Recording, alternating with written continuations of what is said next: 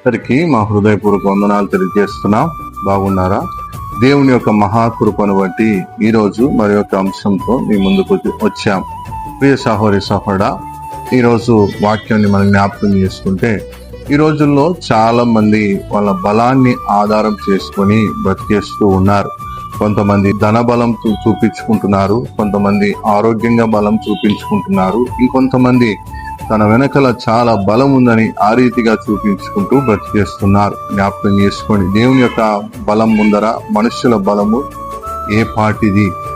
యోబు గ్రంథాన్ని మనం చూస్తే 6వ అధ్యాయం 11వ వచనంలో యోబు అంటాడు కదా, నా బలము ఏ పాటిది. యోబు బైబిల్ గ్రంథంలో చాలా ధనవంతుడు మనం చూసినట్లయితే. అయితే అట్లాంటి ధనవంతుడే ఏమని చెప్తున్నాడు? నా బలము ఏ పాటిది అని చెప్తూ ఉన్నాడు. మనం మన బలమును ఆధారం చేసుకొనక దేవుని మీద ఆధారపడడం నేర్చుకోవాలి. కీర్తనలు 29వ అధ్యాయం 11వ వచనంలో రాయబడి ఉంటది, యెహోవా తన ప్రజలకు తన బలమును అనుగ్రహిస్తాడు. మనం ప్రార్థన చేసినట్లయితే దేవుడు మనకు ఆయన బలాన్ని అనుగ్రహిస్తాడు. మన బలము ఏ లోకంలో ఏమాత్రం సరిపోదు. కొన్ని భయంకరమైన అంధకార శక్తులతో కూడా మనం పోరాడవలసి ఉంటది.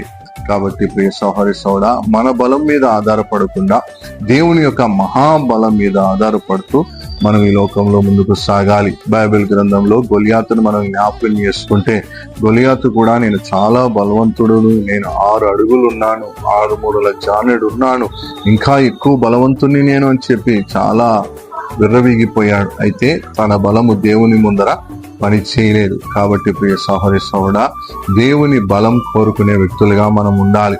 అనారోగ్య పరిస్థితుల్లో దేవుని వైపు చూసినట్లయితే దేవుని బలం ద్వారా మనము స్వస్థత పొందుతాం. దేవుని బలం ద్వారా మంచి ఆరోగ్యంగా నింపబడతాం. ఈ లోకంలో ఏ బలము మనకు పనికిరాదు. దేవుని బలమే మనకు చాలా అవసరమై ఉన్నది. కాబట్టి ప్రియ సహోదరి సహోదరా, దేవుని బలం మీదనే మనము ఆధారపడదాం.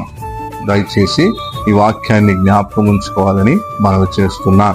చిన్న ప్రార్థన చేస్తున్నాం. కళ్ళు మూసుకోనండి. పరిశుద్ధుడా, నీకు వందనాలు, స్తోత్రాలు చెల్లిస్తున్నాం.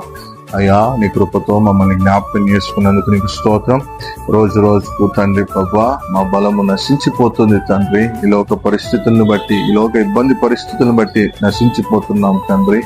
మా బలము సరిపోవట్లేదు తండ్రి ప్రభువా, నీ బలము కావాలని ప్రార్థన చేస్తున్నాం. అయ్యా, నీ బలమును మాకు దయచేసి దీవించి ఆశీర్వదించమని, అయ్యా ఎవరైతే ప్రార్థనలో ఏకీభవిస్తున్నారో వారికి కూడా ప్రభువా నీ బలాన్ని దయచేసి దీవించి నడిపించమని మీకే వందనాలు, స్తోత్రాలు చెల్లించుకుంటూ యేసు నామంలో అడిగి వేడుకొనుచున్నాము తండ్రి. ఆమేన్.